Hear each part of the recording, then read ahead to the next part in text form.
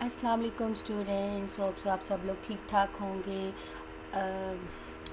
जी बेटा, हमारे IT infrastructure के सब्जेक्ट में हमने नेटवर्किंग को स्टार्ट किया हुआ था। तो उसका जो फर्दर पॉइंट्स थे, हम फर्दर केबल्स को देख रहे थे। प्रीवियस लेक्चर में हमने केबल्स के बारे में डिस्कस किया, fibre optics cable, last cable के बारे में बताया था और इसकी डिफरेंट टाइप्स के बारे में बताया था, and vertical and horizontal cabling and patch panels.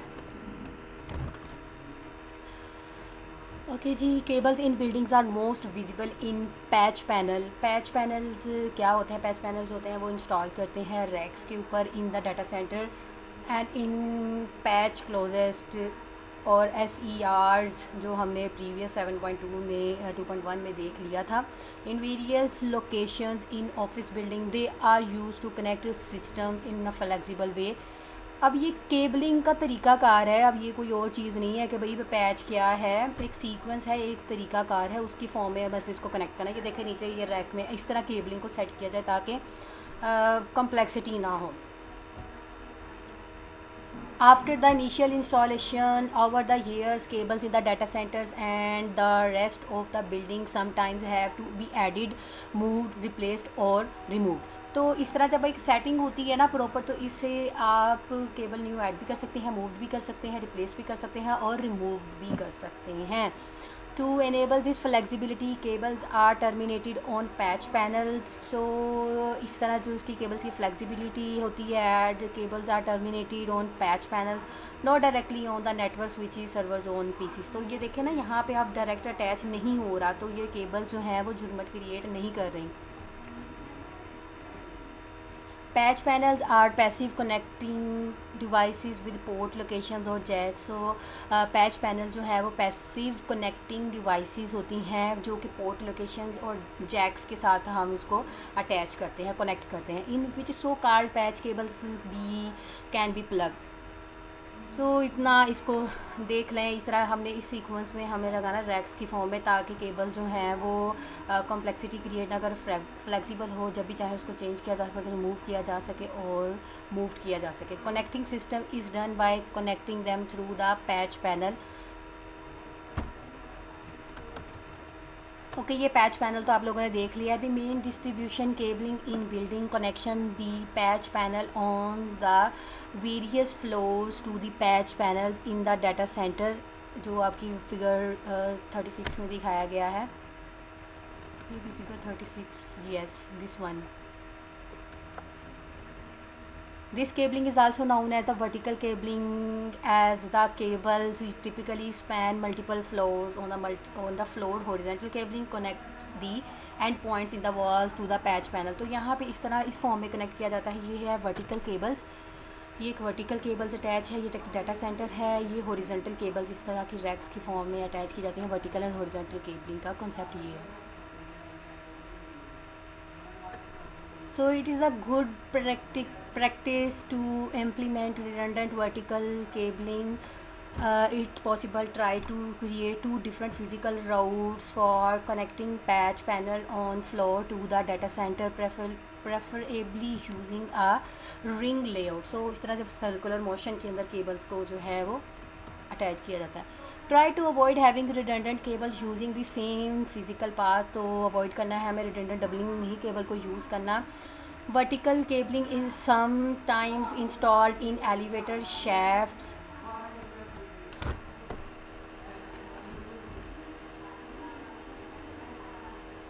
Okay, try to avoid having redundant cables using the same physical path. Vertical cabling is sometimes installed in elevator shaft की फॉर्म में इसको करना चाहिए। While this seems like a good and relatively cheap idea, when the elevator is repaired, cables can get damaged, causing entire floors to become disconnected. So ये सारी उसकी theory है कि हम कैसे जो केबल्स हैं वर्टिकल और हॉरिजॉन्टल फॉर्म्स के अंदर कनेक्ट करनी है। तो patch panels usually contain multiple types of patching, including for instance UTP, ethernet patching, analog telephone patching, unshielded twisted pair cable जो एथरनेट पैचिंग की फॉर्म में, मतलब आपकी जो केबल्स हैं एनालॉग टेलीफोन कैचिंग की फॉर्म में केबल्स कनेक्ट की जा सकती हैं। and fiber optics patching using separate patch panel for these types of patch cables in highly recommended. अब देखो हर तरह के केबल्स है तो उनको अलग अलग पैच की फॉर्म में मतलब एक जैसे सेक्शंस बना दिए जाते हैं ना, इस तरह हमने उनको कनेक्ट करना है. And using colour coding of cables is also good practice. So अगर हम केबल्स को एज अ कलरिंग की फॉर्म में मैनेज कर लें तो ज़्यादा बेहतर होगा. इस तरह हमें कन्फ्यूजन नहीं होगी, हमें पता चल जाएगा ये केबल इस चीज़ की लगी हुई है. So instance, green cable for telephony, blue for LAN, orange for fiber optic to the data center, like this. Patch cables can easily become tangled, so making them difficult to work with, sometimes resulting in infrastructure components accidentally getting unplugged. So sometimes ऐसे crashes हो जाता है, जैसे कि sometime in cases जैसे हम cable स्पैक्टी कहते हैं. आप देखो ना स्पैक्टी कितनी कॉम्प्लेक्स होती है. Proper cable management is needed to avoid this situation. It is good practice to color code patch cable to identify the type of connection and label them properly. So बेहतर होता है कि हम colors code patch cable कर ले तो वो हमारे लिए properly manage हो जाएगी. तो डिफरेंट रैक्स हैं तो इस तरह डिफरेंट केबल्स को अलग कर लिया जाए. अब 8.2.2.2 लीस्ट लाइन है point. Leased lines are directed dedicated data connections. ये लीस्ट लाइन क्या होती है? डेडिकेटेड करते हैं डाटा कनेक्शन को, मतलब कनेक्शन इस्टेब्लिश करना था between two locations provided by third party. Two locations के दरमियान में हमें डाटा कनेक्शन करना होता है जो कि थर्ड पार्टी की तरफ से क्या होता है, इस्टेब्लिश किया जाता है. टिपिकली या टेलीकॉम प्रोवाइडर, जैसे कि हम ISPs लेते हैं, इंटरनेट की सर्विसेज लेते हैं, इस तरह वो थर्ड पार्टी की तरफ से हमारी टू लोकेशंस की तरफ हमारे घर के साथ अटैच होती है और एक PTCL के साथ अटैच होती है. तो इस तरह these lines are based on a long term contract and the physical connection is often created especially for the contract. Lease lines are based on T और E carrier line, जिसे हम सोनेट और SDH और dark fibre cable इसके अंदर use की जाती हैं. अब T and E carrier lines, अब इसके फर्दर पॉइंट्स हैं ना, ये फर्दर सब पॉइंट है इसी चीज़ का. इसमें ये अभी लिखा हुआ है T एंड E, T और E. T USA Canada and Japan and E most other countries carriers lines are copper based lease line. तो ये T एंड जो E है ये कॉपर बेस्ड लीज लाइंस हैं. This does not necessarily means there is an end to end copper bundle use. तो यहाँ पे हम इसका मतलब ये नहीं है कि एंड टू एंड हम कॉपर बंडल्स यूज़ कर रहे हैं, but the end user is connected using copper cables. वो प्रॉपर क्या है, कॉपर केबल्स यूज़ कर रहे हैं. There are many types of T and E version, each providing different bandwidths. In practice only the following bandwidths are used. तो यहाँ पे उसकी टाइप है लिखी हुई, T बैंड विड्थ और E बैंड विड्थ. अब T बैंड विड्थ की ये टोटल है और E बैंड विड्थ ये टोटल है. T and E carrier lines, for example as shown in table 17 और T3. अब जो T3 है ये देखिए जी, T3 है has the bandwidth of 45 megabit पर सेकेंड. T3 है 45 मेगाबिट पर सेकेंड और E क्या है 34 मेगाबिट्स पर सेकेंड. तो ये मल्टीपल चैनल्स के ऊपर कंसिस्ट होते हैं, इंडिविजुअल चैनल्स के ऊपर कंसिस्ट होते हैं. Most telecom providers allow leasing one or more individual channel that this is known as fraction accesses. तो जब वो इंडिविजुअल और वन और मोर चैनल्स के ऊपर डिपेंड होते हैं तो उसको हम फ्रैक्शनल एक्सेस कहते हैं, कि मतलब हम उसको एक से ज़्यादा एक्सेस जो है वो प्रोवाइड कर रहे हैं और एक्सेस कर रहे हैं. T and E carrier lines are symmetric, meaning that their upload and download bandwidths are the same. So T and E carrier line जो है वो सिमेट्रिक होती हैं, मीनिंग दैट इसका क्या मतलब है, अपलोड और डाउनलोड जो है ना उसकी बैंडविड्थ सेम है. इसलिए इस सेंस में सिमेट्रिक सेम होता है ना, तो अपलोड और डाउनलोडिंग इसकी सेम है. T and E definitions are part of SONET और SDH standards are describe next. अब ये सोनेट और SDH को डिस्क्राइब किया गया है जी. सोनेट क्या होता है, सिंक्रोनस ऑप्टिकल नेटवर्किंग होता है ये, and synchronous digital hierarchy. SDH are protocol that transfer multiple data streams over optical fibre. So ये जो इसमें आपका जो डाटा है ये फाइबर ऑप्टिक्स केबल के थ्रू जाता है. For instance bundle of multiple T और E carriers line. In the backbone of a telecom provider, जो आपकी बैकबोन से एक्सेस मिली होती है, जैसे इंटरनेट की एक्सेस है बैकबोन से, ISPs होते हैं, वहाँ पे इसकी कनेक्टिविटी होती है. SONET and SDH are essentially the same. SONET is used most in the United States and Canada, while the SDH is used most of the rest of the world. मतलब ये पूरी दुनिया के अंदर हमारी जो सिस्टम है सिंक्रोनस डिजिटल हायरार्की को यूज़ किया जा रहा है. और ये मोस्टली SONET जो है वो ऑप्टिकल नेटवर्किंग है, चूँकि एडवांस है, तो ये यूनाइटेड स्टेट और कनाडा के अंदर होता है cabling system. Optical carrier levels are used to specify the bandwidth of fibre optic networks conforming to the SONET standard, while synchronous transport module STM is used in SDH. commonly used speeds are, so ये आप इनकी speeds हैं total, ठीक है. Optical carrier 3, optical carrier 12, optical carrier 48, optical carrier 192, optical carrier 768. STM आपके synchronous transport module है, तो इसकी वो बैंडविड्थ बता रहे हैं, ये इसकी जो है स्पीड्स कॉमन इतनी है. तो ये सारी चीज़ों के बारे में हाँ ना होनी चाहिए. IT इंफ्रास्ट्रक्चर इसी चीज़ की तो वास्ट टर्म है. ओके जी, नेक्स्ट आता है डार्क फाइबर. ये भी इसी का ही, हमारी लीस्ट लाइन का ही पॉइंट है. rather than leasing high speed leased line capacity which requires expensive SONET और SDH equipment, डार्क फाइबर जो है ना, इसमें मतलब इसमें एक्सपेंसिव यूज़ होते हैं बाकियों में. Dark fibre provides a dedicated fibre optics connection. इसलिए आप फाइबर ऑप्टिक्स कनेक्शन देना डेडिकेटेड होता है ना, मतलब डायरेक्ट एक दूसरे के साथ लिंक होना, विदाउट मैनेजमेंट और prescribe protocols between two end point. मतलब विदाउट एनी स्पेसिफिकेशन इसने अपना एक लिंक जनरेट कर लेना है टू एंड्स पॉइंट्स के दरमियान में. The user can send anything he or she want through the fiber.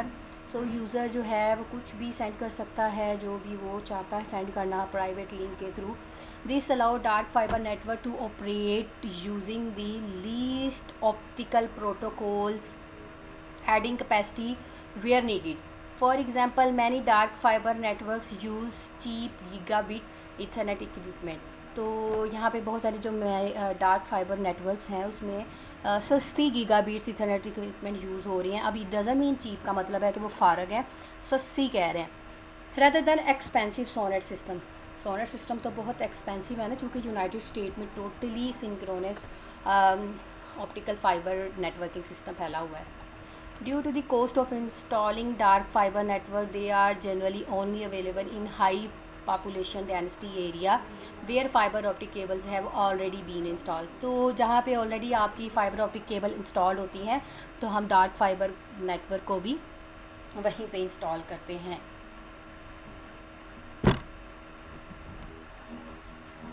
Okay, then cabling का है third point, cable internet access.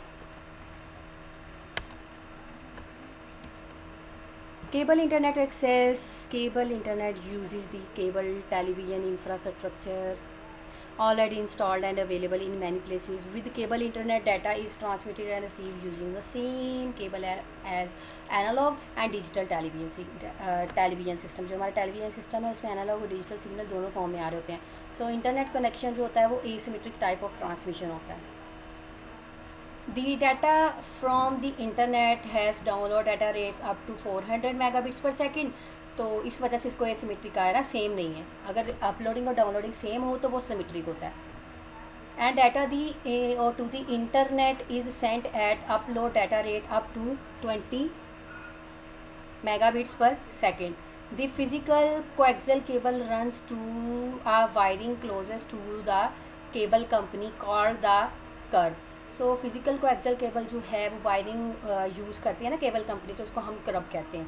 वे इसमें क्या होता है, where the data connection is converted to optical fibre for further transportation. अब देखिए ऊपर तो ये कोएक्सियल केबल का जाल होता है, लेकिन जो नीचे होता है ना समुद्र में, वो हमारी फाइबर ऑप्टिक केबल का जाल होता है. तो आपका कनेक्शन जो अटैच होता है ना ऑप्टिकल फाइबर केबल के साथ, फर्दर ट्रांसपोर्टेशन के तौर पर काम करता है. देन आता है आपका DSL.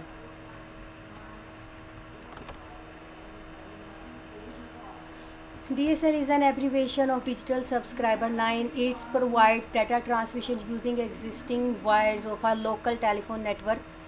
Since DSL uses normal telephone line, हमें पता है DSL क्या है, DSL नॉर्मल फ़ोन लाइंस है। No dedicated physical cable needs to be installed, so हमें यहाँ पे कोई भी फिज़िकल केबल की ज़रूरत नहीं होती कि इंस्टॉल करें। लाइक विद लीस्ट लाइन में तो बहुत ज़्यादा फिज़िकल केबल्स को अटैच करने की ज़रूरत होती है ना। The speed of DSL line is highly dependent on the quality of telephone wiring and the distance between the DSL connection and the telecom provider equipment, point of presence और local exchange. तो ये इस तरह के connection के साथ attach होता है। तो DSL का सारा सिस्टम आप लोगों को पता ही है कैसे अटैच होता है। तो यहाँ पे वेरियस टाइप है DSL के कनेक्शन, जिसमें आता है एसिमेट्रिक DSL, सिमेट्रिक और very high DSL। Asymmetric ADSL, symmetric DSL और वेरी हाई DSL में VSDSL। asymmetric is the most common deployed type of DSL, supporting data rates up to 425 megabits per second when receiving data downloading and up to 3.5 megabits per second when sending data upload। तो ये asymmetric इस form में काम करता है। और symmetric में तो हमें पता है कि दोनों में सेम रेट होता है ना, अपलोड और डाउनलोड का। वेरी हाई DSL में ये क्या है, ऑफर फास्ट डाटा रेट्स और रिलेटिवली शॉर्ट डिस्टेंस। ज़्यादा मतलब ये नहीं है कि आप बहुत लार्ज डिस्टेंस के लिए मैं बात कर रही हूँ, ये शॉर्ट डिस्टेंस के लिए बड़ी जल्दी से जो है ना एक्टिवली काम करेगा। अब देखो वाईफाई जितना पास होता है उतना वो जल्दी डाउनलोडिंग और अपलोडिंग करता है। अब दूर होते जाएंगे तो देन वो क्या होता जाएगा, आप डिस्टेंस क्रिएटेड होता जाएगा और स्लो होता जाएगा। The shorter the distance, the faster the connection rate, providing speed up to 100 megabits per second। Then आते हैं आपके network interface controllers NICs। A network interface controller NIC is a hardware component that connects a server or end user device to a physical network cable। So NIC तो पता है ना, interface card होता है, interface controller होता है। तो इसके ज़रिए ही जो भी हमारी नेटवर्किंग है वो क्या होती है, अटैच होती है।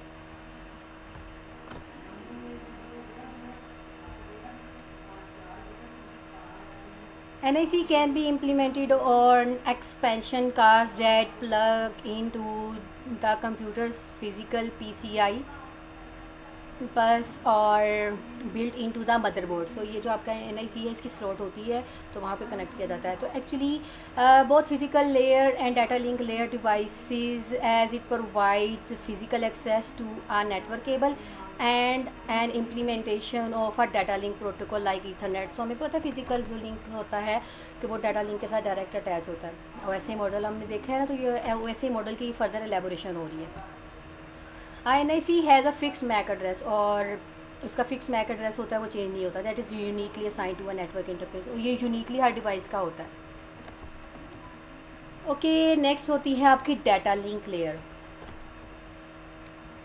Data link layer, in layer 2 data is encapsulated in the physical protocol and the type of network and the packet sequencing is defined. और हमें पता है कि यहाँ पे पैकेट की एक्चुअली क्या होती है, सीक्वेंस डिफाइन होता है। Typical implementation are Ethernet, wifi, switching and वैन, जिसके ऊपर जो है वो अटैच होता है। तो वन बाय वन इन्हीं को इन्होंने आगे डिस्कस करना है, Ethernet, wifi, switching and vans.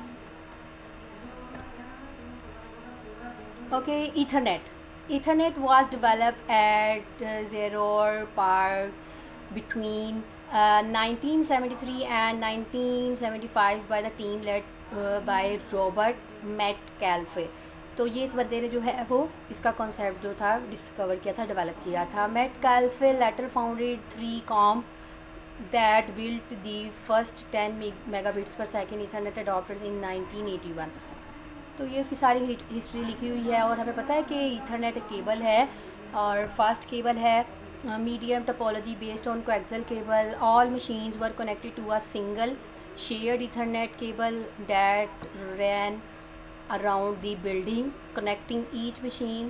Later Ethernet used twisted pair cabling with hubs and switches to decrease the vulnerabilities of the network caused by broken cables or bad connectors। so ये सारे उसके साथ क्या होते हैं, connected होते हैं।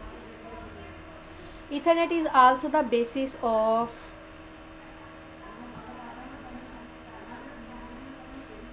for Wi-Fi। Today speeds are up to 100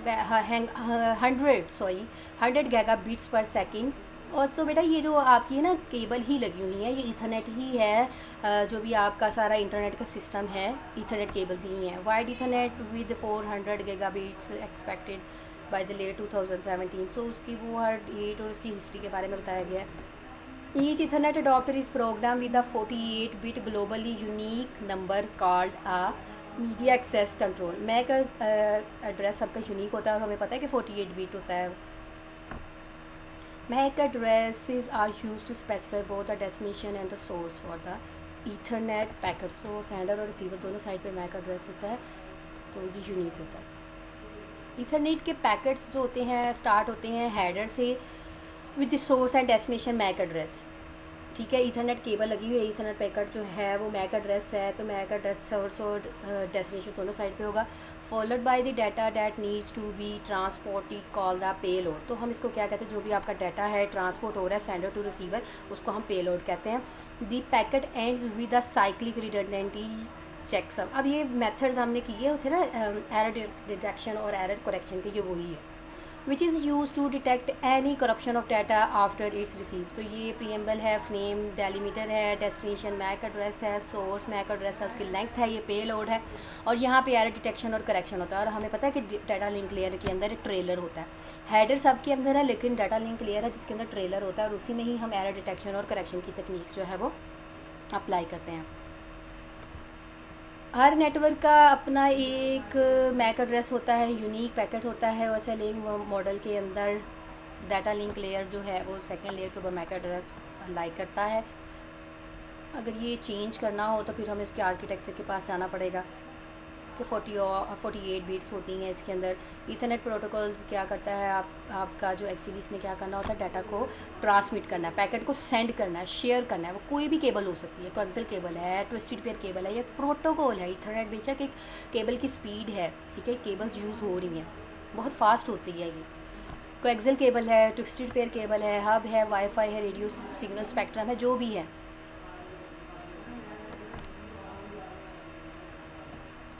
okay ये भी हमें बड़े अच्छे से पता है। CSMA CA और CSMA CD क्या है, carrier sense multiple access, carrier sense multiple detection. जी हाँ, ईथरनेट का बहुत इंपॉर्टेंट कॉन्सेप्ट है, ईथरनेट इनके साथ काम करती है। This technology is the basis of ethernet that is called carrier sense multiple access with collision detection and collision avoidance. दो ही है ना। तो CD है is half duplex, meaning a station either transmits or receives data but not both at the same time. तो जितनी भी इसकी कोलिजन है उसकी बता रहे throughput is therefore limited 40% to 60% available. Bandwidth throughput वही चीज़ होती है कि हाँ जितना वो सेंडिंग टू रिसीवर टाइम ले रहा है, उसकी थ्रूपुट, उसकी कैलकुलेशन, उसकी बैंडविड्थ काउंट हो रही है। ओके जी स्टूडेंट्स, बाकी हम नेक्स्ट लेक्चर में देख लेंगे, क्योंकि थ्योरी बेस है तो फिर मैं भी बोर हो जाती हूँ, ऑफ कोर्स आप लोग ज़्यादा बोर होते होंगे, तो कोई बात नहीं, हम डाटा लिंक है उसमें WLAN वाईफाई उसको नेक्स्ट लेक्चर में देख लेंगे। अपना बहुत सारा ख्याल रखिएगा। गुड लक, अल्लाह हाफिज़।